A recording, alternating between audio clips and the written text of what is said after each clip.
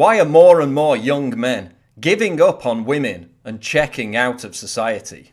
They're calling it the Sexodus, an entire generation of boys abandoning female company, relinquishing relationships, and retreating into a virtual reality world of pornography, video games, lad culture, and chemical addictions. Anecdotally, the flip side of the equation also appears to be true. How often do you hear women who have resisted the brainwashing of radical feminism bemoaning the fact that they can no longer find real men?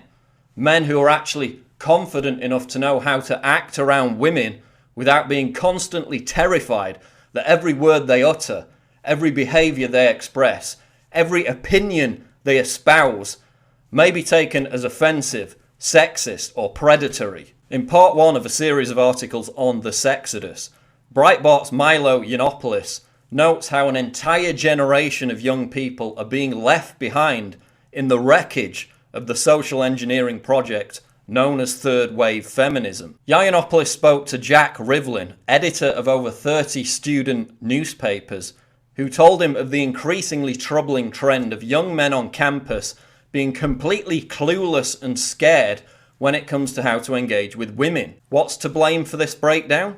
The hysterical propaganda surrounding so-called rape culture, exemplified by the recent Rolling Stone University of Virginia scandal, plays a major role, as does its consequences.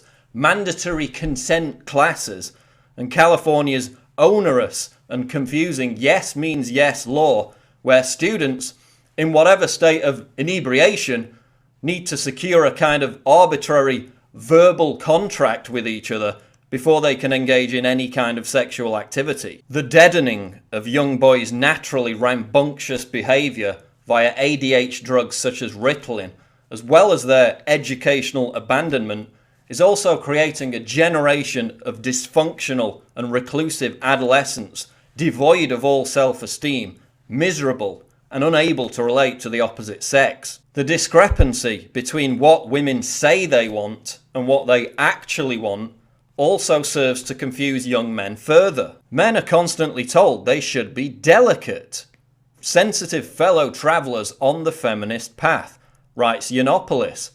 But the same women who say they want a nice, unthreatening boyfriend go home and swoon over simple-minded, giant-chested, testosterone-saturated hunks in Game of Thrones. Men know this, and for some this giant inconsistency makes the whole game look too much like hard work.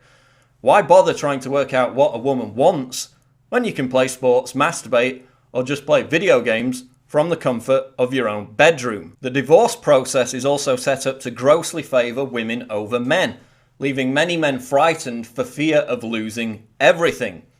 Women are also becoming less and less interested in monogamy, claiming the player mantle so often ascribed to men for themselves as some twisted form of sexual equality. Are Western men, in increasing numbers, at risk of turning into Japan's herbivores, men who shun sex and prefer to go on long walks rather than flirt with girls? Is it any surprise that many men are turning to infamous pick-up artists like Julian Blanc in a desperate last-ditch effort to reclaim their confidence around women? Traditionally male characteristics, qualities and traits have also been ridiculed by third-wave feminism and contemporary culture. There are virtually no true positive male role models left at all.